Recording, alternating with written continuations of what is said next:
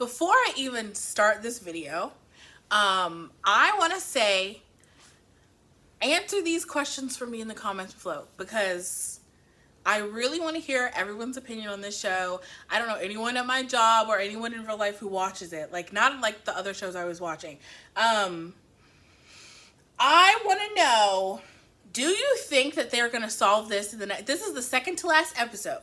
Do you think that this is going to wrap up the case this season, or is it going to be stretched all the way to next season?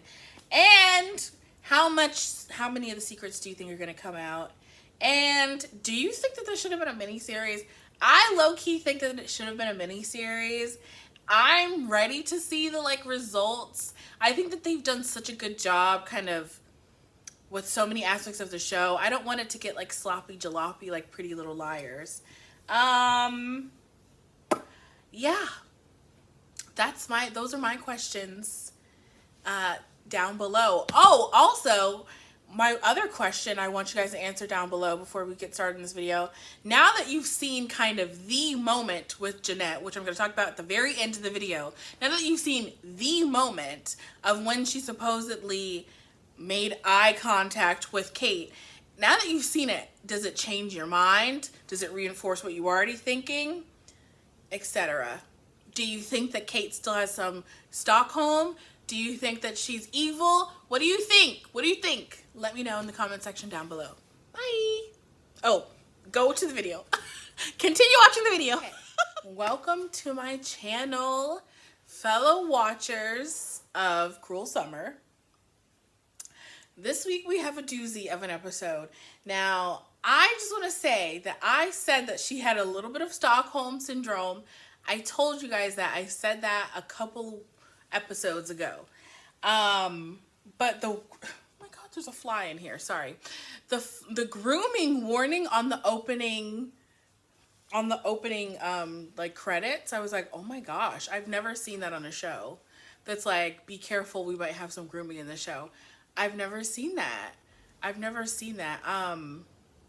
But then again, I can't think of any show where the grooming is so blatant. And I think it's interesting. I've talked a lot about in this show how they kind of dive into and deconstruct tropes that have been in other kind of teen shows. So one of the things that happens in teen shows more often than is good is they show the teen characters dating teachers and stuff. So I like that this show took that trope that is kind of problematic and was like, no, this is actually an abuse of power. This is an abuse of a power dynamic. Get in their get in their face with the truth, because these other shows are playing. The other shows are playing around, and this show is not. Yeah. Then Mallory, on a lighthearted note, Mallory with her goofy, corny ass is with her little camcorder and doesn't even see her in the window. I'm just like, I didn't see her at first either, but I'm like, if I was standing outside in the front yard with a camcorder, you think I would? Anyway, this is not going to be about yelling at Mallory because she's fine. Oh my gosh. Let's talk about nasty, nasty man. This nasty man, I just don't like him. Martin, he's the worst. And, you know, he was like, oh, you're so wise for your age. I mistook you for an adult. No, you didn't, you groomer. No, you didn't, you freaking pedophile, you hebephile, whatever you are. No, you're a creep. You did not mistake her for an adult, you liar. You work with kids. You work with teenagers. You should know the subtle differences between a teen and adult. Even when I see a mature looking teen, I'm like, that teenager looks kind of older. You can tell the difference. I've worked in schools. I work in elementary school right now, but I've been a substitute teacher in elementary, middle school, and high school.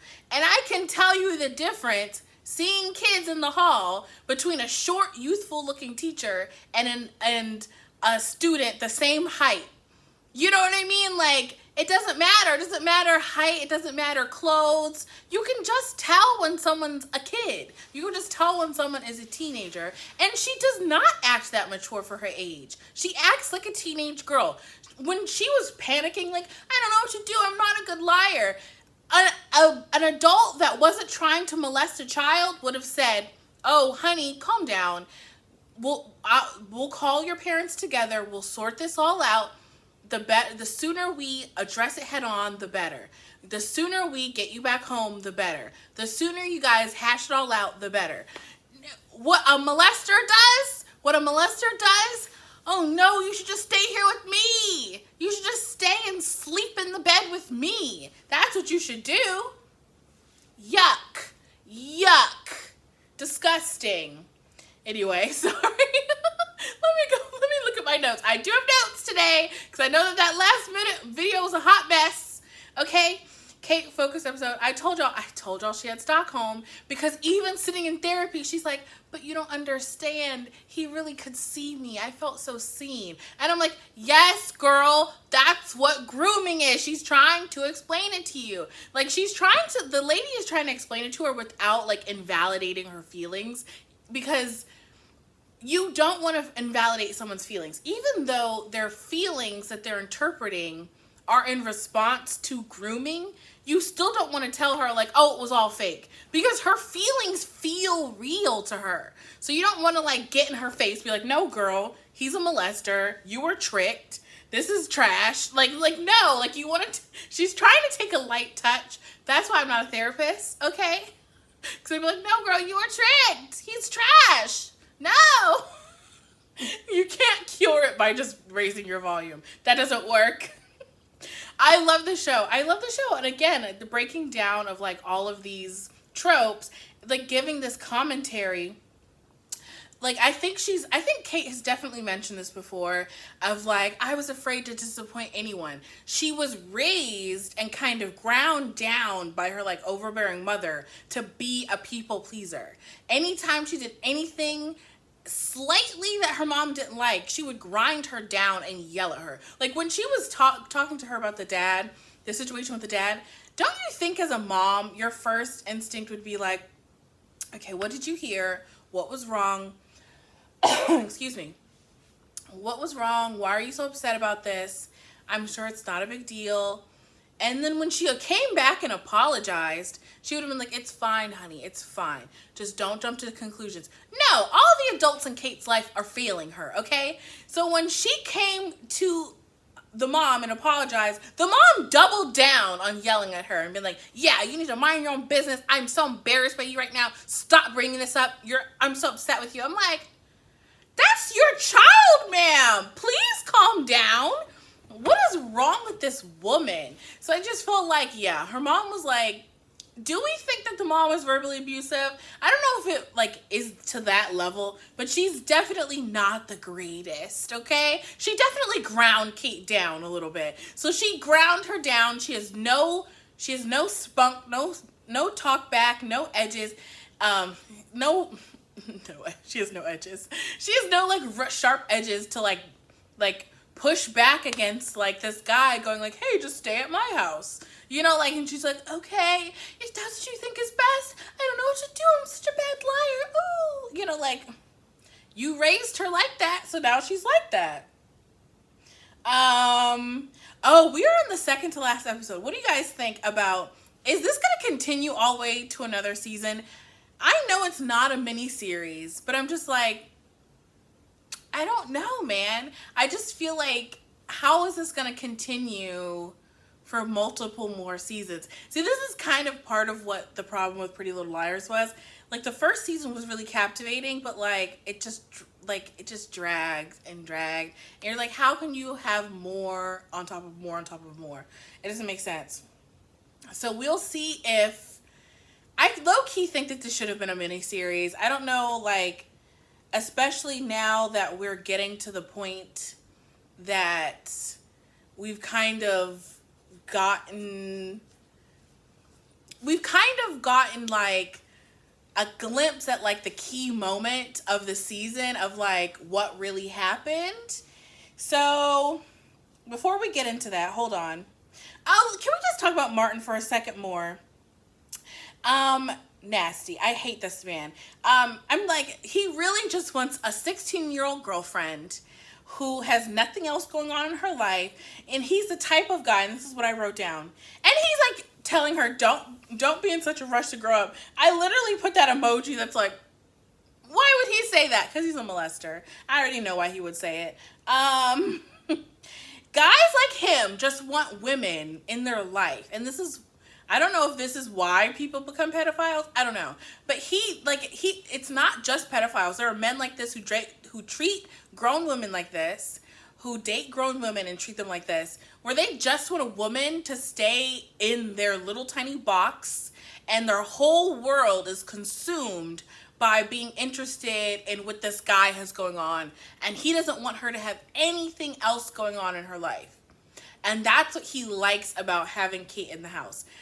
Her whole world is that house. And when she starts to push back against it, the first thing is her naivete made her stay. The second thing was the manipulation made her stay.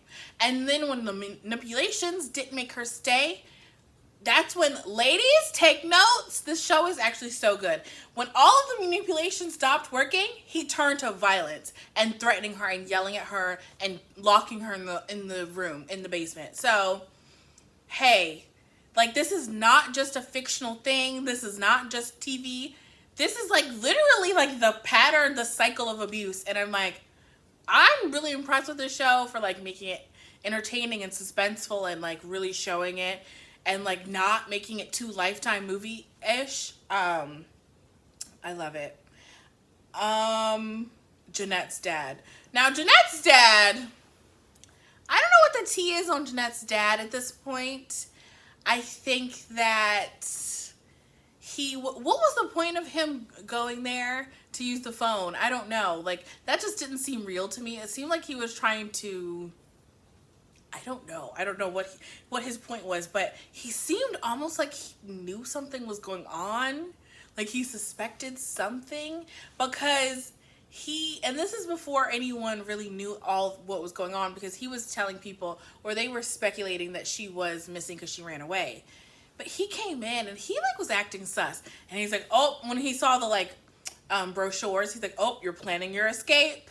And I'm like, why would he use those words? and Martin's like, what? I'm like, yeah, get in his face, Dad. But like, I just feel like he knew something, but he didn't know how to word it or something. That's the vibe I was getting from that scene when the dad comes in. Oh my gosh. And he tried to lie. He's like, oh, my phone's not working. Oh, my house is dirty. And he's like taking notes of the cups. He's taking notes of the phone. I'm like, Anyway, does he suspect something? Oh my gosh. Okay, the part of, this is just like a little side note. The part where Jeanette was saying, she was saying, I just miss going to the movies. I miss going to the mall. I miss the bread at restaurants. I miss the sunlight on my face. I'm like, yes. I was like, she sounds like she's in the middle of COVID. That's all of us during COVID. I miss the movie theaters. I just went to the movies last week for the first time in over a year. Whew, hallelujah. Anyway. Oh my gosh. Okay, let's get to the good part because we're at about 15 minutes. Jeanette.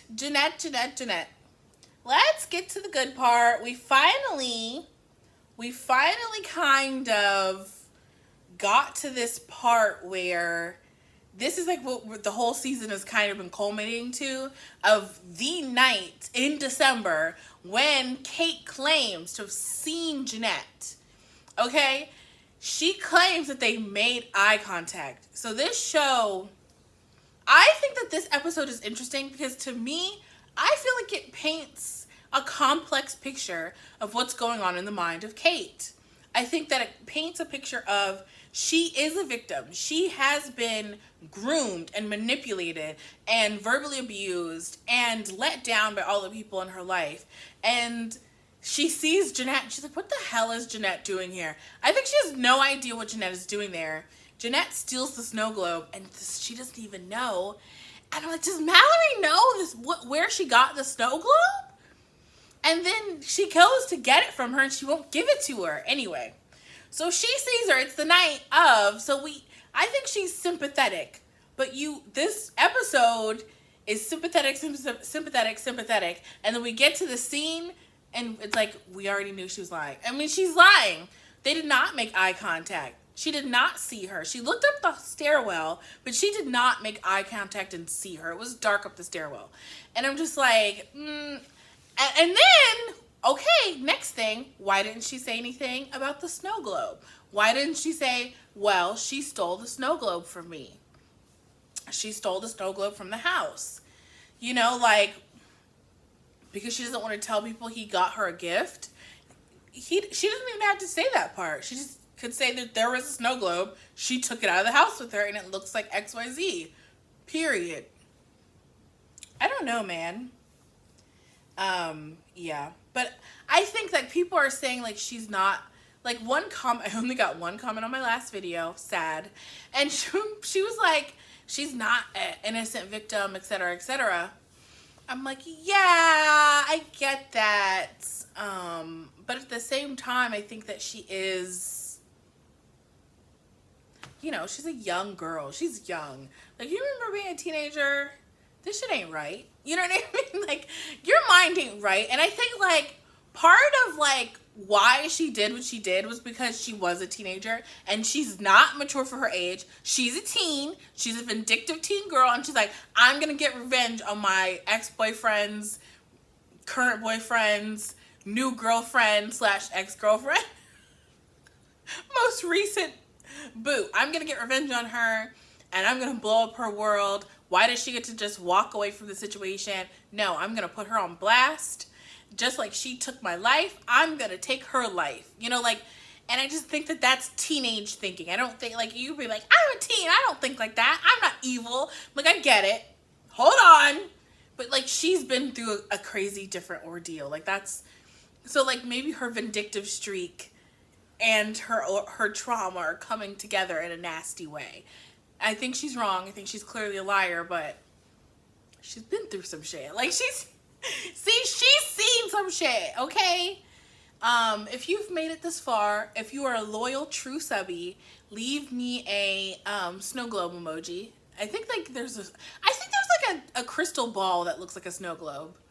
Or just a circle. Or just a Christmas emoji because it's Christmas in June. Okay. Bye-bye.